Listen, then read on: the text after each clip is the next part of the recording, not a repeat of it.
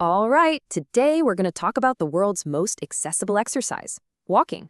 And in the next few minutes, I promise, you're going to learn how to turn a simple stroll into an amazing health-boosting workout.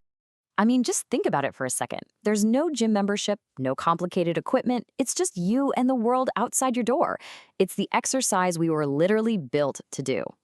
And that's the big question, isn't it? Because it's one thing to wander to the mailbox, but it's a whole other game to walk with purpose, with good technique, and to squeeze every single benefit out of it. So here's the deal. We're going to give you that complete plan.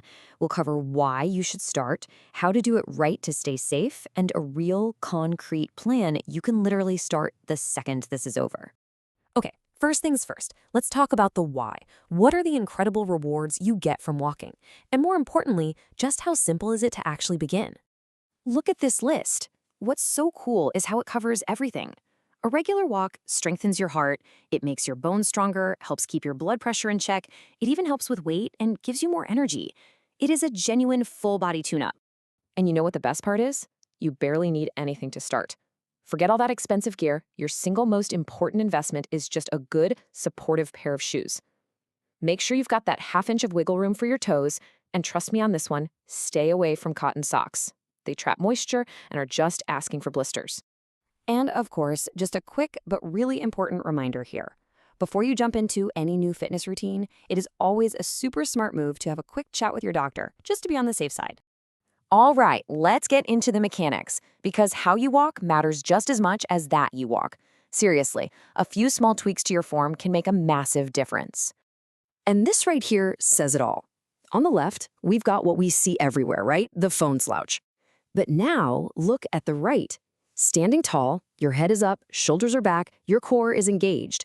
That posture takes the pressure off your joints and makes every single step more powerful. So let's break down the stride itself. It's a really simple, fluid motion.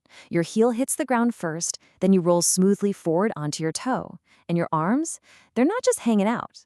Letting them swing naturally gives you rhythm and really helps with your balance. And here's a crucial tip. Don't just blast off at your top speed. You gotta ease your body into it. Start with a few minutes of slower walking to warm up, and then do the exact same thing at the end to cool down. It makes a huge difference in preventing stiffness and injury. Now, for the really fun parts, the plan. We've got the why, we've got the how, so let's get down to the what. Here are two fantastic ways to structure your new walking routine. And you've got options. On one path, you can focus on just steadily building up your endurance over time. Or you can play with your speed and intensity by using intervals. There's absolutely no wrong answer here. It's all about finding what works for you. Okay, so if you go with the endurance plan, just look at how gentle this starts. Week 1, it's just 15 minutes, 3 times a week. That's it. The whole point is to build a habit that actually sticks by letting your body adapt slowly and comfortably. But maybe you're someone who gets bored easily. Well, intervals might be your jam. This approach is all about changing up your speed to really challenge your heart and lungs. On day 1, you just repeat a simple little cycle, moderate, fast, then easy. It makes the time fly by, and it is amazing for boosting your fitness. You know, a great walking plan doesn't just stop when your feet do. It's also about how you support your body. So let's talk about fuel, water, and that awesome feeling of tracking your progress. This is such a cool little fact. 2,252. That's about how many steps it takes to cover 1 mile. And why is that so useful? Because it proves you do not need a pricey watch to know how you're doing.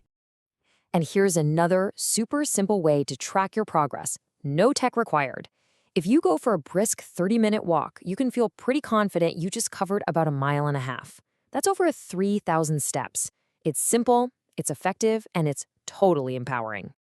After your walk, just remember the 3 R's of recovery. It's so easy. You refuel with some carbs to get your energy back, you repair your muscles with a little bit of protein, and you rehydrate to replace all the fluids you just sweated out. It's a simple formula for feeling great every time. Okay, let's tackle the 2 biggest things that stop beginners in their tracks: avoiding injuries and, of course, staying motivated when you just don't feel like it. So shin splints, yeah, you've probably heard of them and they sound kind of scary, but really the cause is almost always the same: doing too much too soon. This is exactly why starting with a gradual plan is so important. You have to listen to your body. So how do you keep this from feeling like a chore? You gotta mix it up. Walk with a friend, put on a great podcast, explore a new park you've never been to. And, setting a goal, like maybe signing up for a local 5K charity walk, can be a huge motivator. And this might be the most important thing to remember from this entire explainer. Don't beat yourself up if you miss a day, or if a walk is shorter than you wanted. The goal is not a perfect record. The goal is just showing up consistently over time. That is where the real magic happens. So, you've got the knowledge, you've got the plan. The only question left is the one on your screen. Thanks for joining us. Now go take that first step.